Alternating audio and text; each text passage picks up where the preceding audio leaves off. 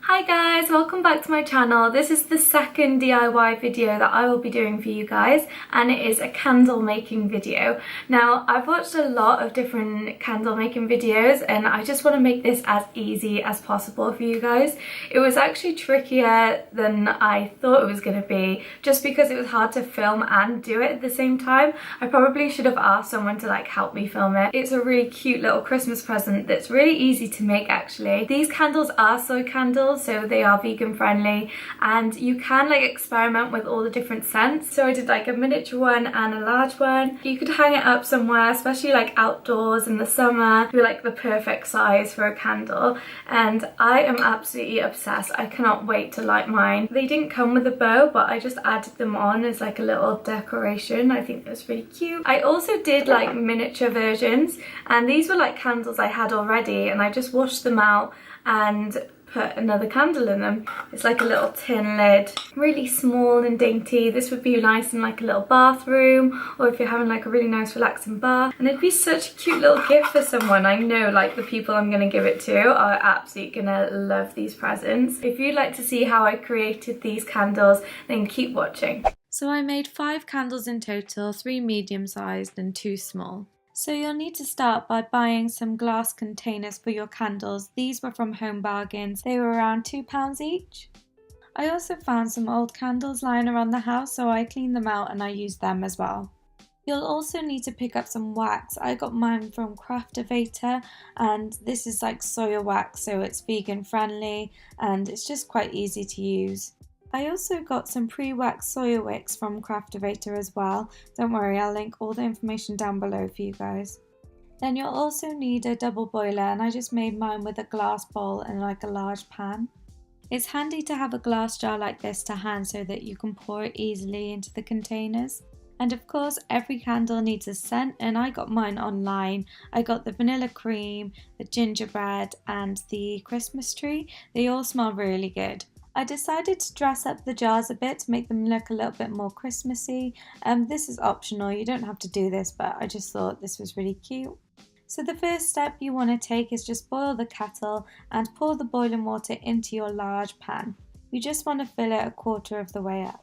You want the heat to be at medium to low temperature, and just when it's steaming you want to put the bowl on top of the pan. Now you have a double boiler. To melt the wax, you just want to open up your bag and pour it into your glass jar that you will be using as a candle. You want to use 1.5 of your container as a measurement for one candle. When you heat it up, it does evaporate. So I'm just pouring the measured out wax into the double boiler, and you want to keep stirring and adding the wax as you go. So I did start measuring it out, but I ended up using the whole kilogram just because it did evaporate and I needed way more mixture than I thought. You want to keep stirring the wax until all the lumps have dissolved so that you've got a nice watery substance. Next, you want to take one of your pre-waxed wicks and just cover it in some wax, and then take it over to your glass jar and press it firmly into the center of the jar and just hold it for a few seconds so it stays.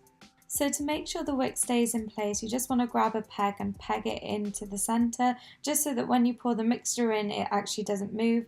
I also use chopsticks for this and they work just as well. Turn off the heat and just grab your glass jar ready, and then I used a towel to just pick up the glass bowl. This was a bit of a struggle, so just be careful, it's so hot.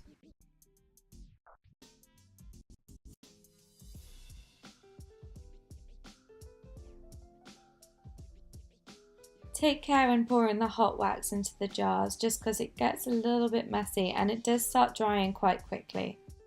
I added the scents after I poured them into the jars, just so I could have different scents on different candles.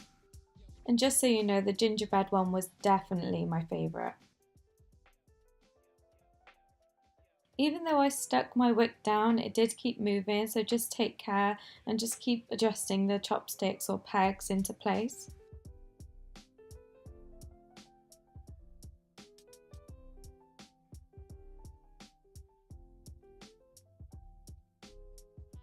So I had quite a bit of the mixture left, so I just spread it around the candles evenly, and I felt that even when the candles were drying and then I was adding the mixture on top, it still dried as one, so you don't have to worry about it separating or anything.